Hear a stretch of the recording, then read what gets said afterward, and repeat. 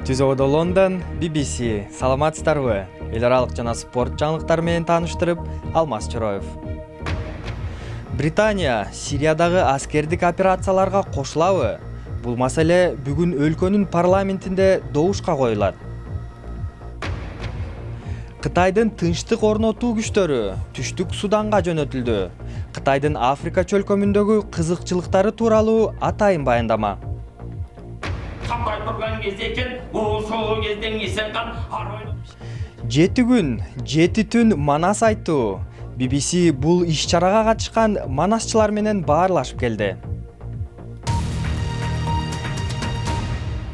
Бүгүн Британиянын парламенти өлкөнүн аскердик учактары Сириядагы өздөрүн ислам мамлекети деп атаган топко каршы аба чабуулдарга кошулуу маселесин талкуулап жатат. 10 саатка созулган дебаттан кийин бул суроо добушка коюлат. Британиянын премьер-министри экстремисттик топ өлкөгө коркунуч жаратканын айтып, аскердик операцияларга кошулууга үндөп келет. Ал эми Сириянын президенти Асад батыштын бир жылга созулган соккулары абалды оңдогон жок деп билдирди. Британиянын учактары Иракта операцияга катышууда. Премьер-министр Дэвид Кэмерон өздөрүн ислам мамлекети деп атаган топ Британияга коркунуч жаратарын белгилеп келет. Бүгүн ал топтун Сириядагы турумдарын бутага алуу үчүн парламентте талкуу баштады. Кэмерон парламенттин басымдуу бөлүгүнүн колдоо күтүүдө. Оппозициячыл лидер Джереми Корбин бул планга каршы чыкканы менен өз депутаттарын эркин добуш берүүгө үндөдү. Эгер биз Ракканы бомбалап, жөн жай тургундарды өлтүрсөк, Париж, Брюссель же Лондон коопсузураак болуп калабы? Бул ислам мамлекет тобун жок кылабы же тескерисинче алардын талапкерлерин көбөйтөбү? Жок, саясий багыт керек. Ок атпоо, келишими болушу зарыл. Эгер жөө аскерлер кирбесе, ИИМ тобунан жерлерди кайтарып алууда аба чабуулдары канчалык натыйжалуу болот? АКШ согушкерлерди кысымга алуу үчүн Ирак менен Сирияга атайын күчтөрдү көбүрөөк жөнөткөнү турат. Сириянын президенти Асад болсо, батыштын ашкере кийлигишип жатканына каршылыгын билдирген. Менимче, коалициянын чабуулдары башталгандан бери ислам мамлекети тобу жайылып, согушкерлерди азгыруу көбөйдү. Орустардын катышуусу менен ислам мамлекети тобу басаңдай баштады. Согушкерлердин Париждеги чабуулу коалиция мүчөлөрүн жарга такады. Германиянын парламенти канцлер Меркелдин техникалык жардам көрсөтүү планын талкуулап жатат. Лондондогу добуш берүүдөн кийин Британиянын ИИМ тобуна каршы операциясы башталышы мүмкүн.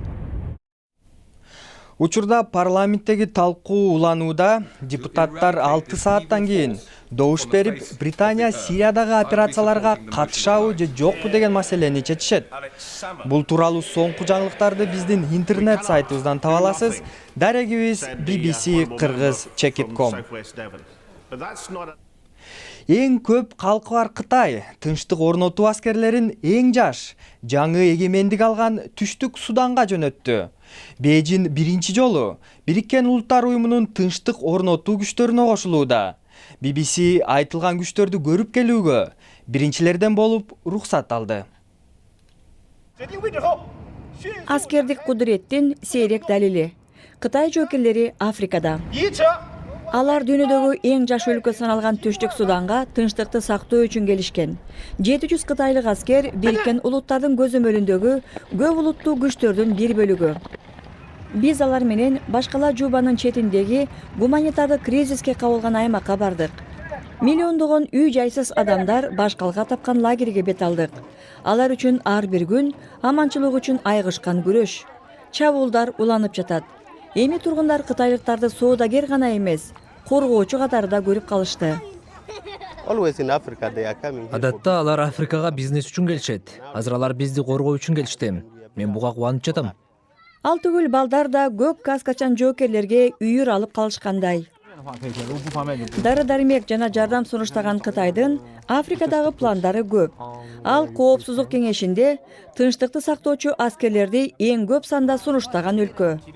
Азырынча бул жоокерлер жергиликтүү тургундардын ишенимине кириши керек. Бул дарыгер жардам көрсөтө алганына кубанганын айтты. Түштүк Суданда суу тартыш, бирок мунай көп. Кытай бул аймакка миллиарддаган инвестиция салган. Келечекке көз чаптырсак, Кытайдын бүтүндөй Африка континентине карата стратегиялык кызыкчылыгы чоң. Ал кызыкчылыктар адам өмүрүн сактоо менен гана чектелбейт. Түз ободо BBC эми күндүн башка жаңылыктарынын тизмеги. Пакистандын бийлиги 1 жыл мурда аскердик окуу жайга кол салып, 150 адамдын өлүмүнө себеп болгон 4 экстремистти өлүм жазасына тартты. Каза тапкандардын көбү жаш балдар болчу.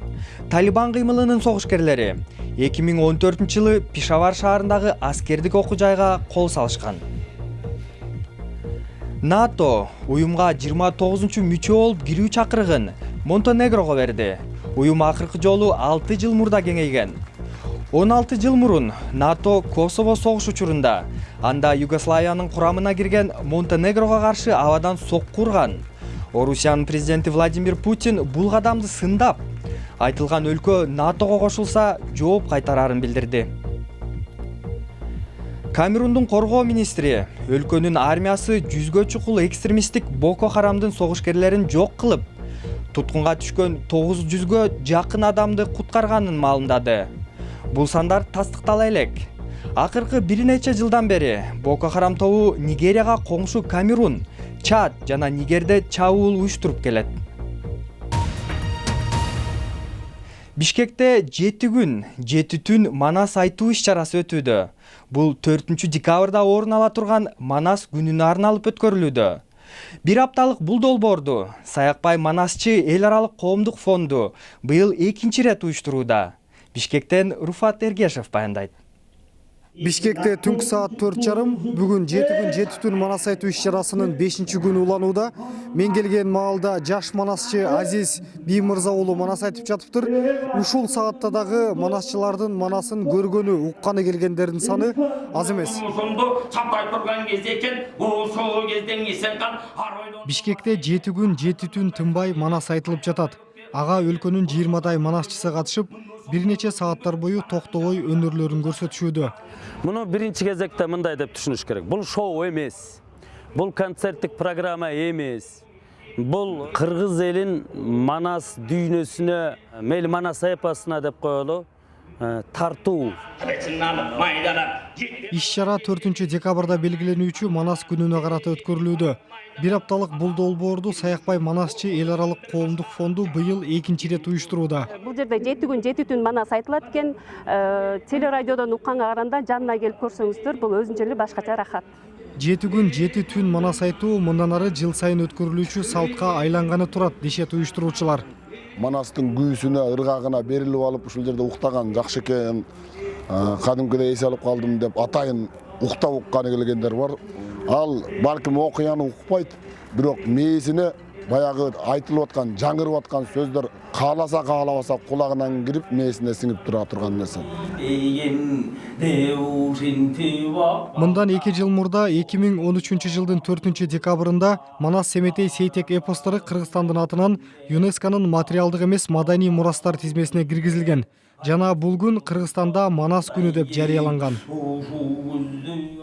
Эми спорт. Манчестер Юнайтедтин жана Англиянын мурдагы жылдызы Гарри Невилл сезондун соңуна чейин Валенсиянын тренери болуп тайындалды. 40 жаштагы Невилл ишке дем алыш күнү киришет. Эмдиги жылы өтчү Риодогу Олимп оюндарынын алдында суу маселеси көтөрүлүүдө. Расмийлер спортчулар атаандаша турган суунун тазалыгы тыкыр текшерилиш керек деп айтышууда.